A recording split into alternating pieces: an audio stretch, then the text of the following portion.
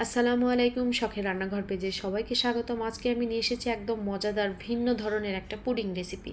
কম বেশি সবাই আপনারা পুডিং খেয়েছেন, কিন্তু এটা একটু আলাদা, তবে অনেক বেশি মজাদার। আশা করি আপনারা সবাই ট্রাই করবেন।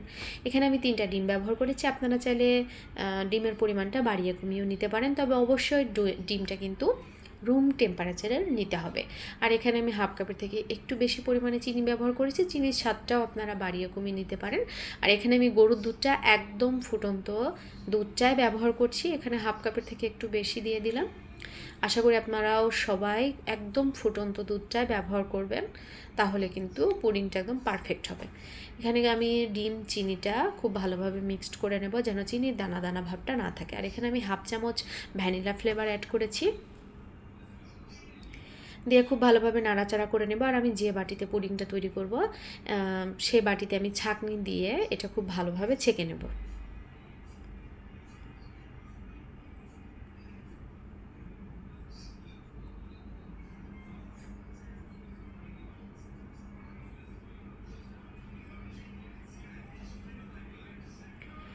দেখতে পাচ্ছেন আমি একদম ছাঁকনি দিয়ে ছেঁকে নিয়েছি, আর ঢাকনা বন্ধ করে দেব।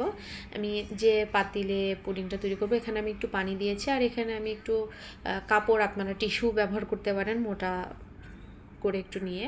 এখানে পানির পরিমাণটা এখানে আমি অল্প করে দিয়েছি, দিয়ে এখানে আমি 40 মিনিটের মতো ঢাকনা বন্ধ করে এটা তৈরি করে নিয়েছি। আমি দেখিয়ে দিচ্ছি, একদম কাঠিতে কিন্তু কোনো রকম পুডিংয়ের মানে কাঠিতে কোনো কিছুই লেগে নেই, তখনই বুঝবেন যে পুডিংটা হয়ে গেছে। আর অবশ্যই 1 ঘন্টার জন্য ফ্রিজে রেখে দিতে হবে। আর এখানে আমরা এই পর্যায়ে ক্যারামেল তৈরি করে নেব।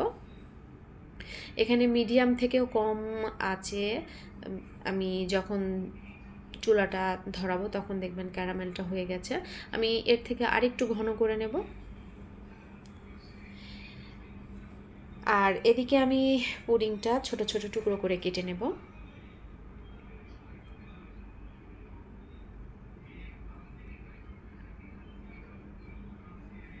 আমার পুডিংটা একদম পারফেক্ট সুন্দর হয়েছে। আপনারা 40 মিনিট এটা তৈরি করে নিলে কিন্তু পারফেক্টভাবে হবে। আপনারা দেখতেই পাচ্ছেন পুডিংটা কিন্তু অনেক ভালো হয়েছে।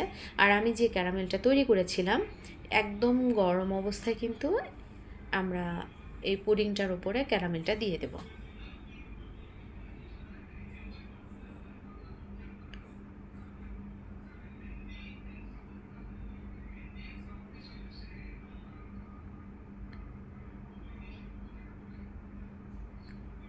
দেখতেই পাচ্ছেন অনেক পারফেক্ট এবং সুন্দর হয়েছে। আশা করি আপনারা সবাই ট্রাই করে দেখবেন, আর ভালো লাগলে আমাকে কমেন্ট করে জানাবেন। আর অবশ্যই আমার চ্যানেলে লাইক সাবস্ক্রাইব করে দেবেন। সবাইকে থ্যাংক ইউ।